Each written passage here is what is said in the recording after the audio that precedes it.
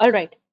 Now let's move on to the subpart of CLR, that is roles of CLR, या फिर हम जिसे purpose of CLR भी कहते हैं. So this is a subtopic within the topic number 1.4 of your syllabus, that is common language runtime, right? Okay. Now there are 11 different roles of CLR. Again I repeat, there are 11 different roles of CLR के जो आप ये diagram के अंदर देख सकते हो, right? Class loader से लेके क्लास लाइब्रेरी सपोर्ट तक देर आर 11 डिफरेंट रोल्स, या फिर हम ऐसा भी कह सकते हैं there are 11 different purpose of CLR के क्यों हमें .NET फ्रेमवर्क के अंदर CLR चाहिए, क्यों CLR is important for .NET framework, right? So there are 11 different purpose या फिर 11 different roles that we need to consider regarding common language runtime, right? Okay, so let's start from the bottom. So the first role is class loader. Again I repeat, the first role is class loader. Now as the name says, class loader हमें कहाँ पे useful रहेगा, जब भी हमें classes load करने हैं. Again I repeat, जब भी हमें .NET फ्रेमवर्क की क्लास लाइब्रेरी में से, या फिर हम ऐसा कह सकते हैं कि हमारी खुद की एप्लीकेशन में जो क्लासेस हमने डेवलप किए हैं, अगर हमें वो सिस्टम मेमोरी के अंदर लोड करने हैं, right, then at that time ये क्लास लोडर जो कंपोनेंट है वो CLR वहां पे रोल प्ले करेगा. मीन्स CLR के अंदर ही क्लास लोडर नेम का कंपोनेंट है, वो क्या करेगा, जो क्लास की जब जरूरत है वो क्लास लेगा एंड उसे सिस्टम की मेमोरी के अंदर लोड करके हमें दे देगा, ताकि हम फर्दर एग्जीक्यूशन के अंदर उसे यूज कर सके, right? And that's why class loader is an important component of CLR, या फिर हम ऐसा कह सकते हैं that is an important role of CLR, right? Okay. Next is garbage collection, right? Now what is garbage collection? Garbage हम किसे कहेंगे in terms of programming language? We can say कि ऐसे objects या फिर ऐसे resources, right? कि जिसकी अब जरूरत नहीं है, right? कि जिसकी लाइफ टाइम कंप्लीट हो चुकी है, राइट, फर्दर हम उसे हमारी एप्लीकेशन के अंदर यूज नहीं करने वाले हैं, ऐसे ऑब्जेक्ट्स, ऐसे रिसोर्सेज को हम गार्बेज कहेंगे. अगेन आई रिपीट, ऐसे ऑब्जेक्ट्स या फिर ऐसे रिसोर्सेज को हम गार्बेज कहेंगे. And what is the significance of garbage collection? Obviously अगर हमारी एप्लीकेशन के अंदर 100 ऑब्जेक्ट्स हमने क्रिएट किए हैं and from those 100 objects right now 75 objects ऐसे हैं कि फर्दर हम उसे यूज नहीं करने वाले हैं हमारी एप्लीकेशन के अंदर, but still they are present in the memory, मतलब उसने अभी तक मेमोरी ऑक्यूपाई करके रखी है कि जिसकी हमें जरूरत ही नहीं है, राइट? सो ऐसे ऑब्जेक्ट्स को जब हम, ऐसे ऑब्जेक्ट्स के रिलेटेड जब हम मेमोरी डी एलोकेट करेंगे एंड वो ऑब्जेक्ट्स को मेमोरी में से डिस्ट्रॉय करेंगे, that particular process is known as garbage collection. Again I repeat, that particular process is known as garbage collection, and that is done by the garbage collection component of CLR. Again I repeat, that is done by the garbage collection component of CLR. Means we can say कि memory management की बात आती है तो वहां पे obviously CLR available है, और वो तो हमने .NET framework के अंदर भी देखा था, राइट, कि मेमोरी मैनेजमेंट का जो वर्क है that is also done by the CLR. तो मेमोरी मैनेजमेंट क्या है?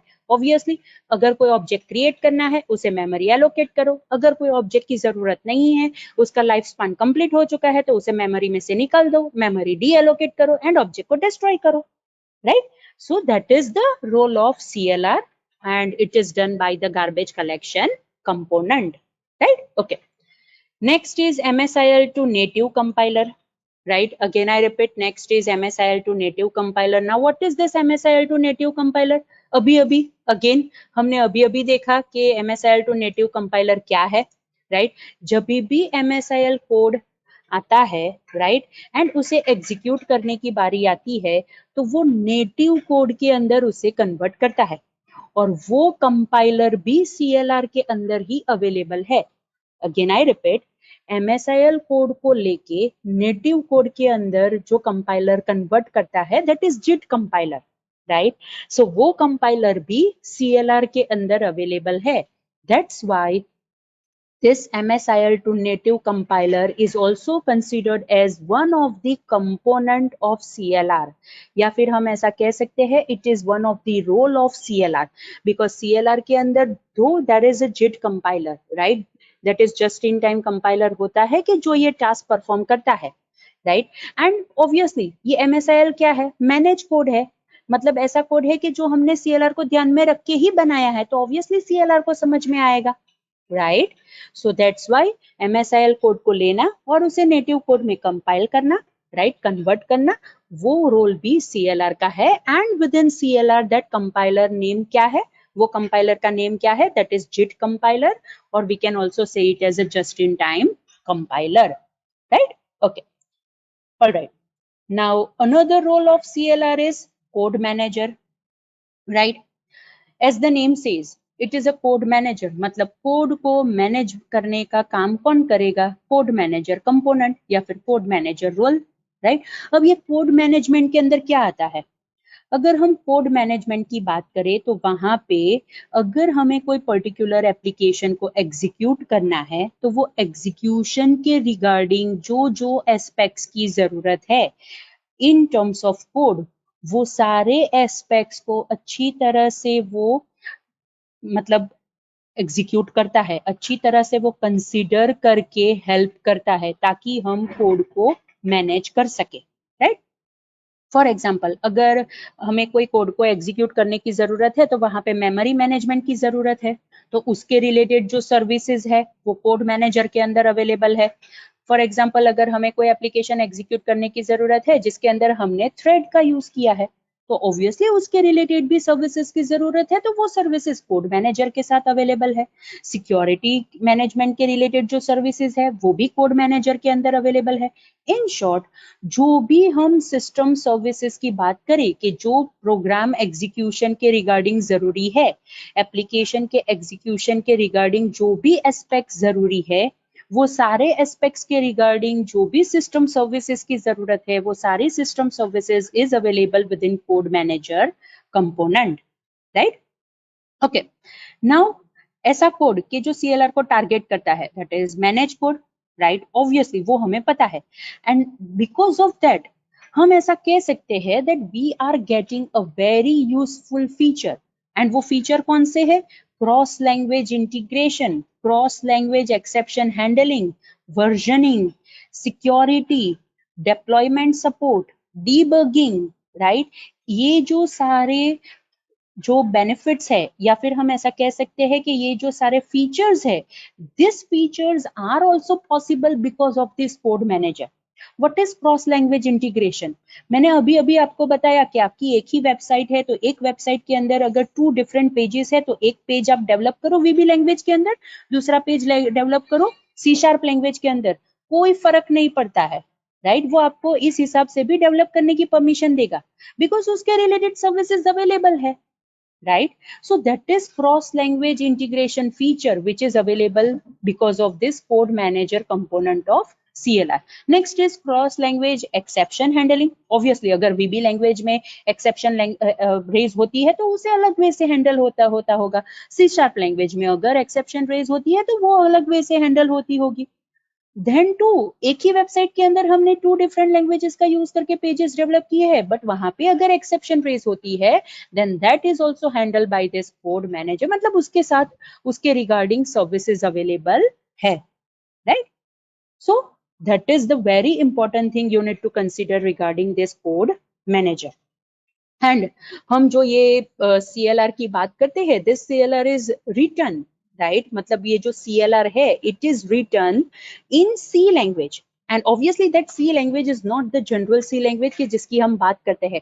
That C language is specific developed by Microsoft, right? और वो पर्टिकुलर लैंग्वेज का यूज करके वहां पे ये CLR डेवलप हुआ है, right? Okay, next is debugger, right? Debugger का मीनिंग क्या होता है? अगर कोई एप्लीकेशन के अंदर एक्सेप्शन आती है, एरर रेज होती है, तो वहां पे ऑब्वियसली बग आता है, तो हमें उसे डीबग करने की जरूरत पड़ेगी।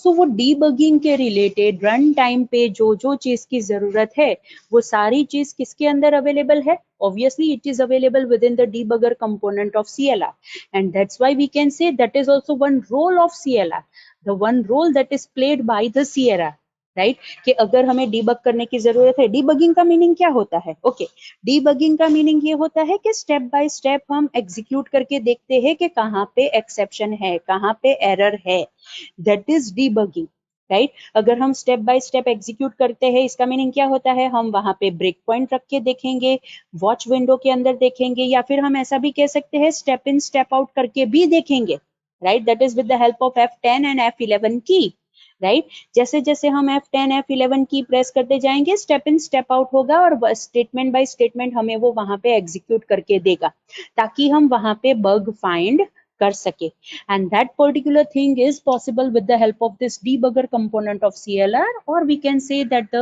debugger role of CLR, right, कि जो यहाँ पे available है, right? Okay, now next is security engine. Obviously security is very important term, right, regarding to any of the application, right. ऐसा नहीं है कि सिर्फ वेब एप्लीकेशन के अंदर सिक्योरिटी की जरूरत है, नो, अगर हम विंडोज एप्लीकेशन की बात करें तो वहां पे भी सिक्योरिटी की जरूरत होती है, राइट। सो कोई भी एप्लीकेशन आप ले लो, अगर वहां पे सिक्योरिटी इंप्लीमेंट करने की जरूरत है तो वहां पे ये सिक्योरिटी इंजन वर्क करेगा, राइट। अगेन आई रिपीट, वहां पे ये सिक्योरिटी इंजन वर्क करेगा। और ये सिक्योरिटी इंजन किसका यूज करके वर्क करता है? मतलब उसके अंदर ऐसी क्या चीज अवेलेबल है कि ये सिक्योरिटी इंजन वर्क करता है? सिक्योरिटी इंजन के अंदर जो सिक्योरिटी प्रोवाइड होती है, it is because of cash model. Again I repeat, security engine जो सिक्योरिटी प्रोवाइड करता है, it is because of cash model. What is cache model? That is code access security. Again I repeat, cache model means code access security. Code को access करने के related जो security provide करने की जरूरत है, that is provided with the help of this security engine component of CLR, right? Okay, ये model के अंदर क्या है? ऑब्वियसली CLR क्या एनफोर्स करेगा? रिस्ट्रिक्शंस एनफोर्स करेगा, ताकि हम मैनेज कोड को अच्छी तरह से इन सिक्योर्ड मैनर यूज कर सके। तो वहां पे क्या क्रिएट करने की जरूरत पड़ेगी? परमिशंस क्रिएट करने की जरूरत पड़ेगी कि हम किसे कौन सी परमिशन देना चाहते हैं, राइट। तो वहां पे हम परमिशन के ऑब्जेक्ट्स क्रिएट कर सकते हैं, and because of those permissions and because of those permission objects we will able to implement the security regarding our code, ताकि हम ये स्पेसिफाई कर सके कि कौन सा रिसोर्स कब एक्सेस हो सकता है, कौन सा रिसोर्स कौन से प्लेटफॉर्म के ऊपर एक्सेस हो सकता है, कौन सा रिसोर्स कौन सा यूजर एक्सेस कर सकता है। This all kind of roles, this all kinds of security, this all kinds of permissions, right, they are managed by cache model, that is code access security model, which is present in security engine component of CLR, and that's why security is also one role of CLR, right? Okay, now next is exception manager. Okay, What is exception manager? Obviously as the name says कि exception जब raise होती है तो उसे manage करने के related जो role play होगा, मतलब जो component है CLR के अंदर, that is known as exception manager. Yes, that is true, right? लेकिन ये exception manager क्या करेगा? Obviously exception manager will manages the exception की जो run time पे occur होगी. Again I repeat, exception manager will manages the exception के जो run time पे occur होती है। हमें पता है कि अगर कोई भी एप्लीकेशन एग्जीक्यूट होती है तो मे बी पॉसिबल वहां पे एक्सेप्शन रेज होती है, तो वो एक्सेप्शन जब रेज होती है तो वहां पे आपको पता है कि एक्सेप्शन रेज होने के बाद वहां पे एक बॉक्स जैसा आता है कि जिसके अंदर लिखा हुआ होता है कि प्रॉब्लम क्या है, right, and along with that वहां पे वो भी स्पेसिफाई किया गया होता है कि अगर आप इसकी जगह ये पर्टिकुलर स्टेटमेंट लिखोगे तो मे बी पॉसिबल ये एक्सेप्शन निकल जाएगी। So these all things are manage by this exception manager component of CLR, that's why exception management is also one role of CLR, right? Okay, now the next is type checker. Type checker component of CLR, as the name says, वो क्या करेगा? Type check करेगा। कौन से type check करेगा? Data type check करेगा, right. And हमें पता है कि अगर हम यहाँ पे अगर टाइप चेकिंग की बात करते हैं तो वो कहाँ पे होगा?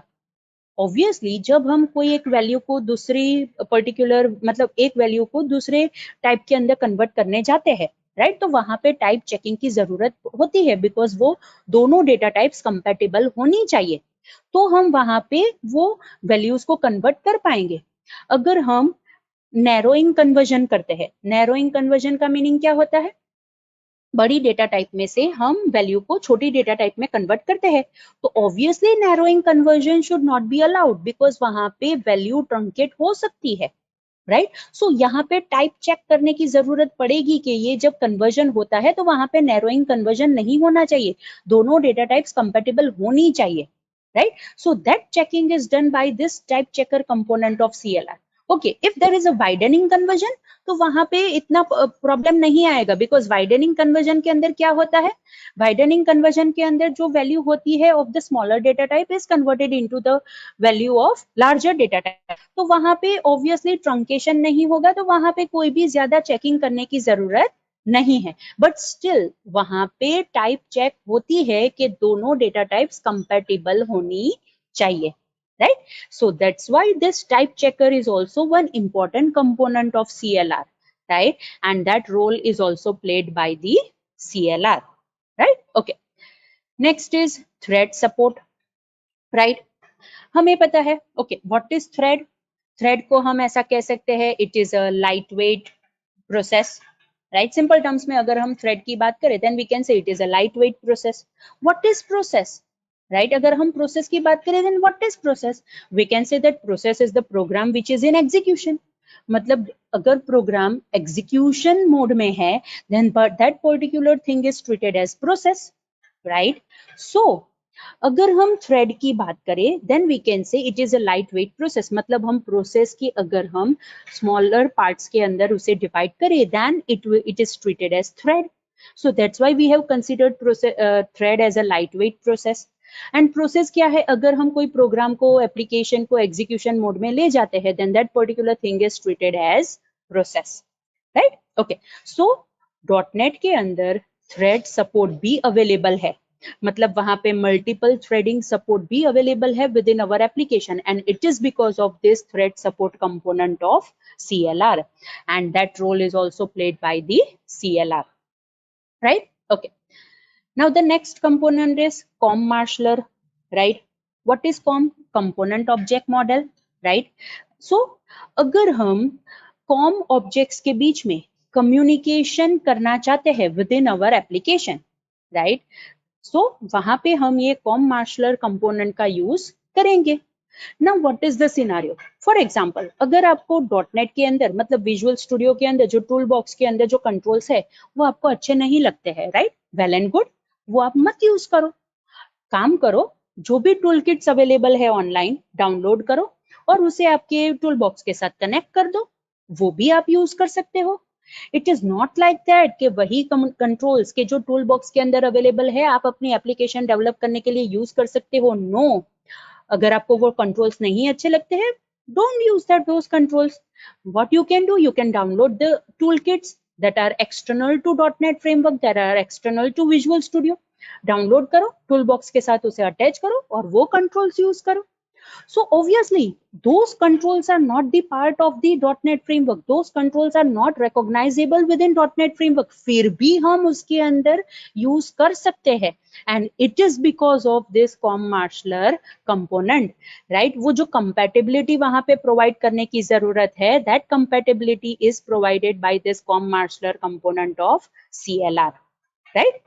Okay, and the last role that is played by the CLR या फिर last component of CLR is .NET Framework Class Library Support.